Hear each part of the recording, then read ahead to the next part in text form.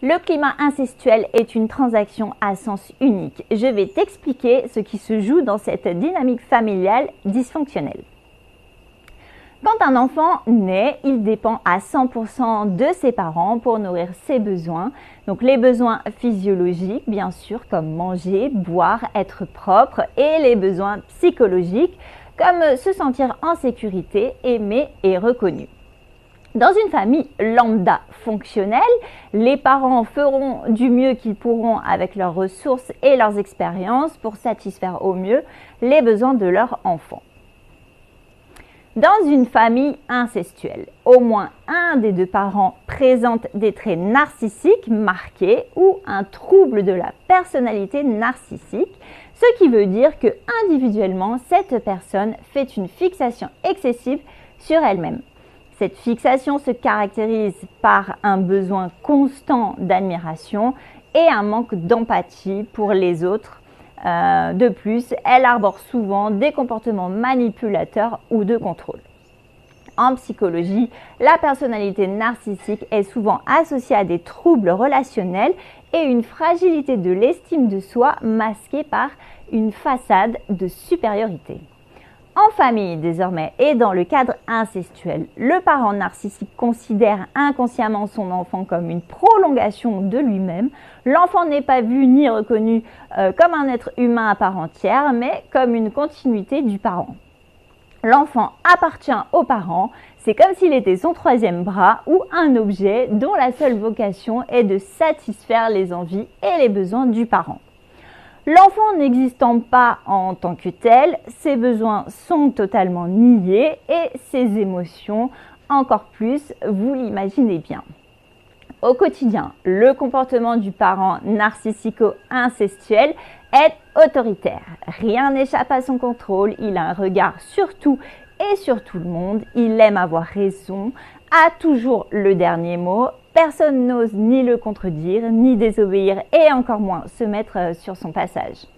Il est dominant, il aime avoir le pouvoir et aussi que les autres s'en rendent compte et se soumettent. Il juge, il critique, il rabaisse et il humilie. Il ne connaît pas l'empathie, il met une grosse pression aussi sur ses enfants pour qu'ils réussissent parce que tout simplement cela rehausse sa propre image. Il a un ego surdimensionné et ne se remet jamais en question. Son humeur est fluctuante, il peut alterner entre grande sympathie et périodes de froideur ou de colère imprévisible. Vu de l'extérieur, il paraît irréprochable, le parent idéal. Si en plus il a un certain statut social comme par exemple instituteur, médecin ou avocat, il devient respecté et respectable et s'en convainc lui-même. Son mode de fonctionnement est à sens unique. Il prend sans jamais rien donner en retour. Quand le parent incestuel fait un câlin ou une caresse à son enfant, en réalité, il se sert lui-même de ce dont il a envie, sans autorisation, sans se soucier d'éventuelles contestations de l'enfant. Et en plus, en aucun cas, il ne partage son amour ou quoi que ce soit d'autre de toute manière. Et d'ailleurs, l'amour, il ne sait pas vraiment ce que c'est. Donc, le problème dans cette façon d'agir, c'est que l'enfant qui par défaut fait confiance à son parent, étant donné qu'il ne connaît rien d'autre et qu'il n'a pas de point de comparaison, va prendre ses marques d'intérêt pour de l'amour ou de la tendresse et de la considération, alors qu'au final, il n'en est rien. Et donc, c'est par ce biais que va commencer à infuser chez l'enfant un gloubi-boulga mental qui ne fera que s'intensifier et qui durera jusqu'à l'âge adulte. La sécurité affective étant biaisée, le cadre souvent hyper rigide mais avec des limites floues, les repères sont totalement faussés, l'enfant confond donner et recevoir, amour et narcissisme, besoin et devoir.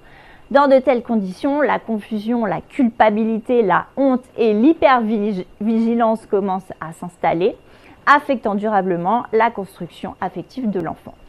Ainsi débute un long chemin de construction bancale que les plus chanceux auront la possibilité de conscientiser une fois adultes et qu'ils auront alors la possibilité de déconstruire petit à petit pour en guérir, pour enfin se connaître eux-mêmes, identifier les vrais besoins, leurs vraies envies et pouvoir se sortir eux et leur propre progéniture de ce cercle infernal du climat incestuel, car c'est malheureusement transgénérationnel. Certains adultes ne prendront jamais conscience de l'environnement nocif dans lequel ils ont été élevés. Et tout comme leurs parents auront tendance à répéter encore et encore le même processus au détriment des enfants, qui subiront des parents, des grands-parents, des oncles, des tantes, etc. Puisque c'est une dynamique familiale, il faut bien le comprendre. Il faut aussi savoir que si l'on met le parent incestuel face à ses agissements, la plupart du temps, il niera, ignorera, fera le mort ou se cachera. Il n'ira pas se confronter à cette réalité qui lui ferait voler en éclats le petit monde qu'il s'est construit. Il préférera évincer l'enfant qui le met face à ses responsabilités. L'enfant se fera en quelque sorte éjecter de la famille, devenant ainsi le mouton noir. Si tu reconnais ton histoire dans ce récit, n'hésite pas à mettre un message de soutien. Le but de cette chaîne est de faire prendre conscience de ce que c'est le climat incestuel, de l'impact qu'il a et de s'en sortir ensemble et ainsi briser la transmission générationnelle.